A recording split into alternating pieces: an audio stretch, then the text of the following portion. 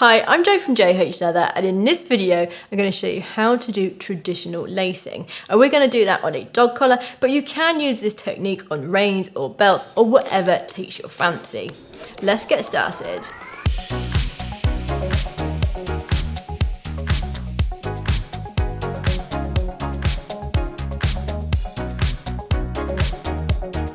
So I'm going to be showing you how to do this lacing on a dog collar. However, you can skip ahead if you don't want to see that part. So like I said, I'm making a dog collar, so I'm going to get my buckles and my leather. And the main thing we need here is these 3/8 of an inch strap for our looping, but also for our lacing. So we're going to start by squaring the end of our bridle butt. And that's going to be the point end of our dog collar. And then I'm going to cut an egg point.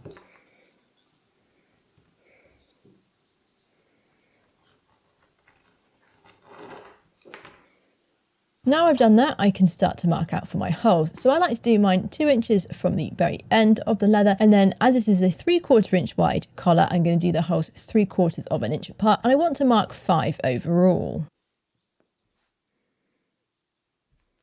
I can then mark the overall length of my collar.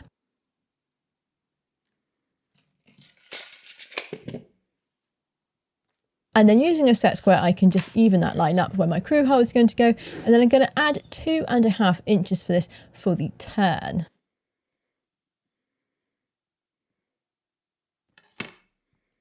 And then I can cut that square. And then once again, I'm going to be putting an egg point on the end of this point.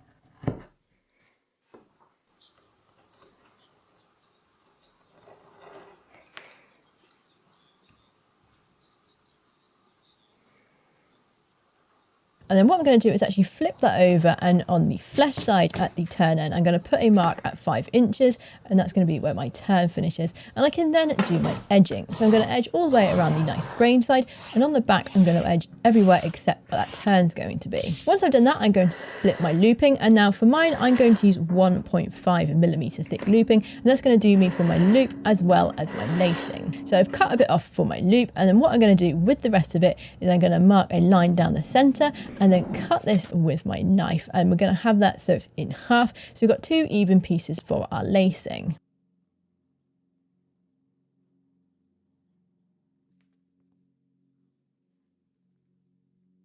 We can now put the lacing to one side whilst we do our staining and polishing on our collar as well as on that loop. And I'm then going to use a hot crease and crease down and around my collar as well as my loop.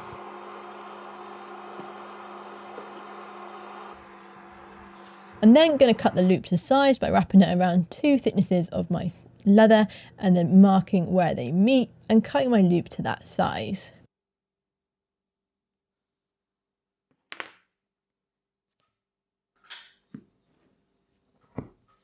We can then use a crew hole and punch our crew hole, and then using a number 6 edge tool, I'm just going to take out the back of that because that helps the buckle tongue to sit nicely in that turn.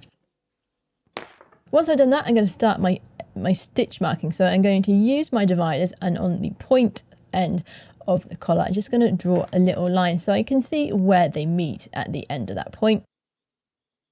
I'm then going to put my buckle in the turn and hold everything flat where I want that turn to be. And then using an awl, I'm going to push that through where those 2 lines met at the end of the turn. I'm going to push that all the way through, so you can just about see that here. And that's going to be where my stitching needs to stop. So I'm going to squeeze this turn as tight as I can and mark with my fingernail where it can reach, sort of where the leather closes at the buckle end, and then also where that turn just finishes on the egg point. I can then even up the center hole, and then using my set square, draw the dots over onto the other side of my leather. And then with my dividers at 3mm, I can draw in the 2 lines between those points, and then I'm going to use a round object to draw the point on.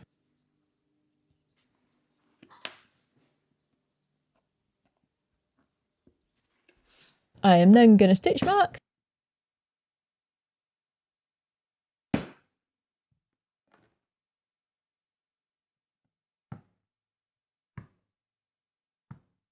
And then I'm going to skive the end of that point down to about half thickness. Once I've done that, I'm also going to skive 2 extra pieces of leather, and they're going to be my wedges that are going to go either side of the D-ring. And I need these to be skived down to nothing so there isn't any lumps caused where the ends of those are.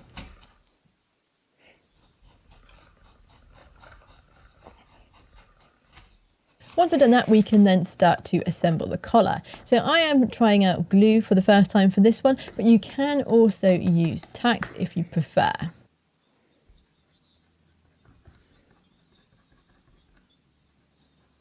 So we want everything to be held in place. So if you are gluing, you need to glue everything.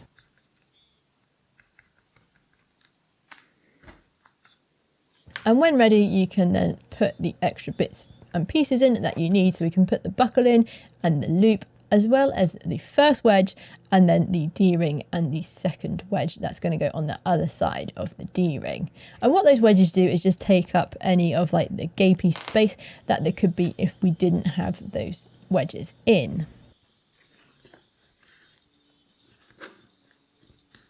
Now once everything is held in place, we can start doing our stitching. So I'm going to start with 1 back stitch and then 1 stitch over the edge where I cross my needles over. And what that's going to do is that's going to get that turn nice and tight on the buckle there.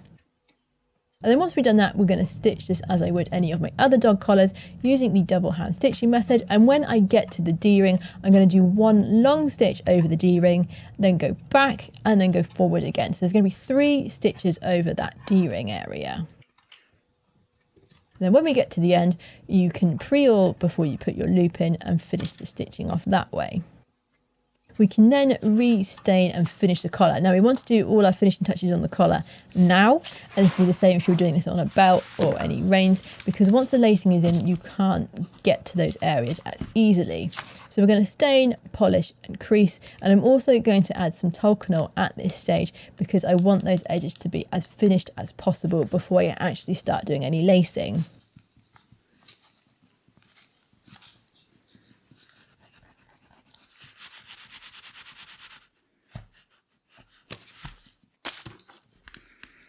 And once I've done that, I can then recrease the loop as well as the rest of the collar.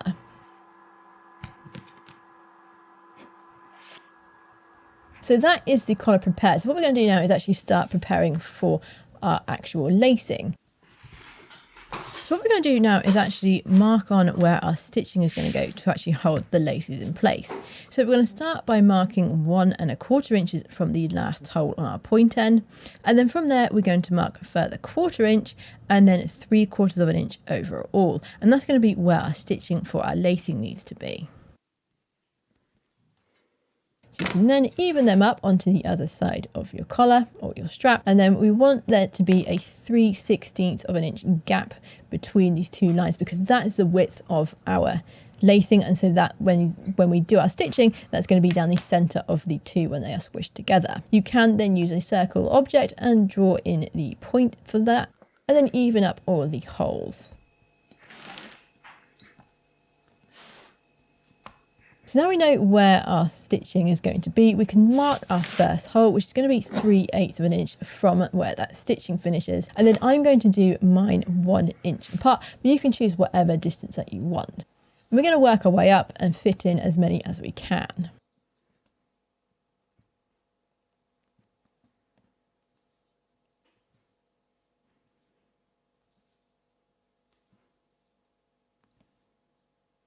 And then once we have all our holes marked on, we can then use our dividers and even them up into the center of our strap.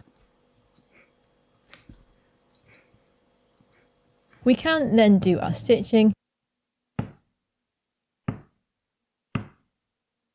And then we're going to punch our holes. So I'm using a 22 oval hole punch for this, as that's what my preferred sort of size is for the thickness and the width of the lacing that I am using.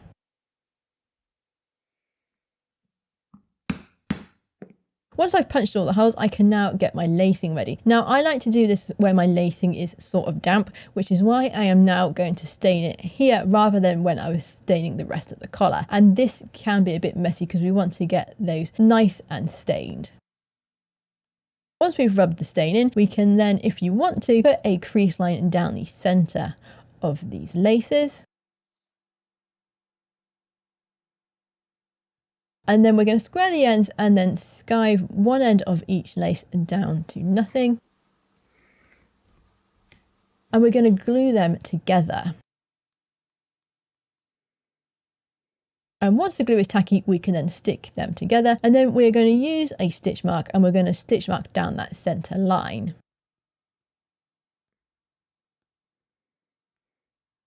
And I'm just going to put in 3 stitches here, so we'll have 4 stitch marks.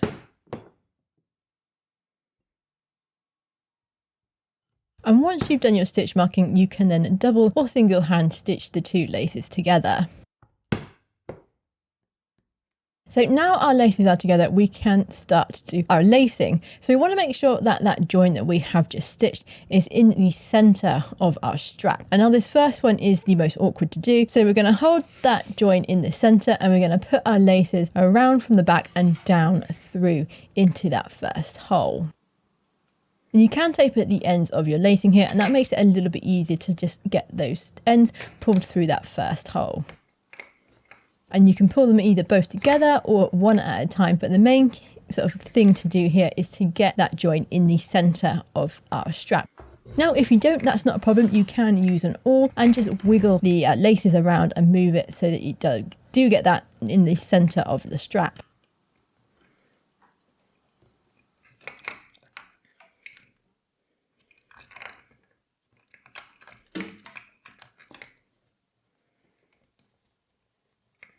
So now that we have our first lace done, we can then continue just going around from the back and then down through the next hole. And we will do that all the way down the strap. And like I said, you can pull them through either one at a time or both together. That's fine. We just want to make sure that they both come through so they're both face to face as they go down through that hole to make sure that there aren't any twists in each of the laces.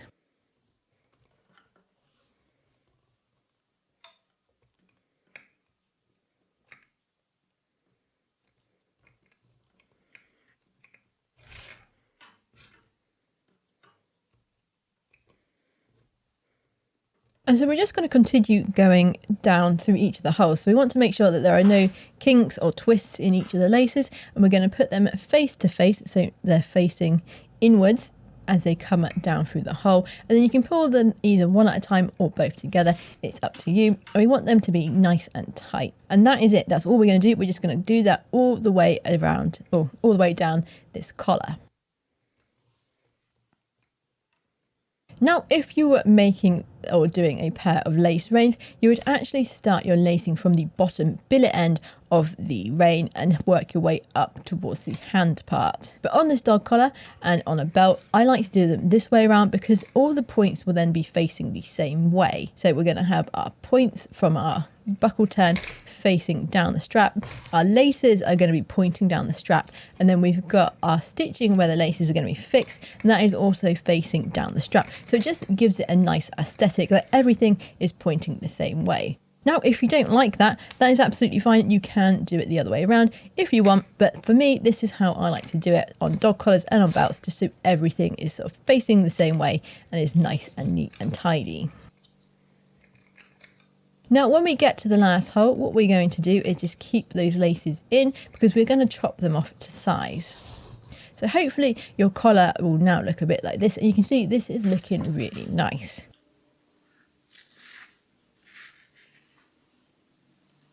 So to finish the laces, what we're going to do is actually mark with an awl. We're going to go down through that last hole in the point end of our stitching, so we can see where the stitching is going to be. And then we're going to pull our straps so they're laying flat against the collar and just mark just past where that awl came out to. And we're going to mark that on both of the laces, and that is where they're going to be cut down to size to.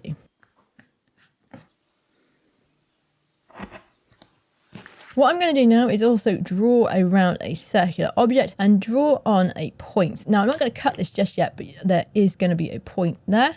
And we can just skive these ends down to about just over half thickness, because we do want a little bit of substance there so our stitches don't pull through. And we're going to do that on both ends. And we can now cut that circle or semicircle on each side so we have a finished point when they are actually laid down together. And it just makes things look a bit neater. And then I'm going to glue these down. And we're going to put glue on both of the dog collar and onto the laces as well.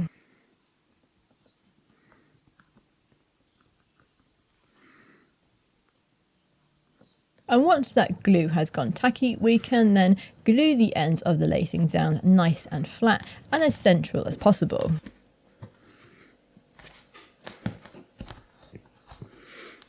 And once we're happy, we can then stitch these in place. Now I started with 2 back stitches on mine because I'm going to finish with 1.5 back stitches. And so each end of the stitching, because it's so small, are going to look the same.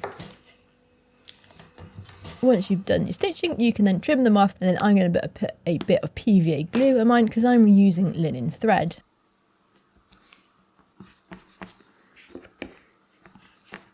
You can now punch the holes in the point end of your dog collar. And that is your lace collar finished.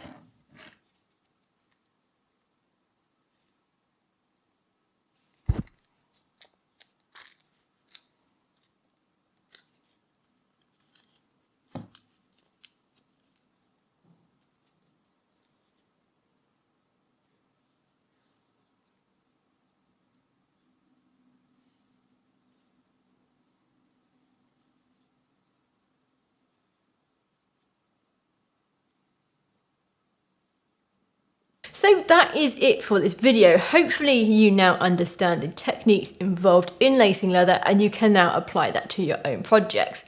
So thank you very much for watching. If you liked the video, please click the thumbs up and subscribe for more videos and tutorials, and I shall see you in the next video.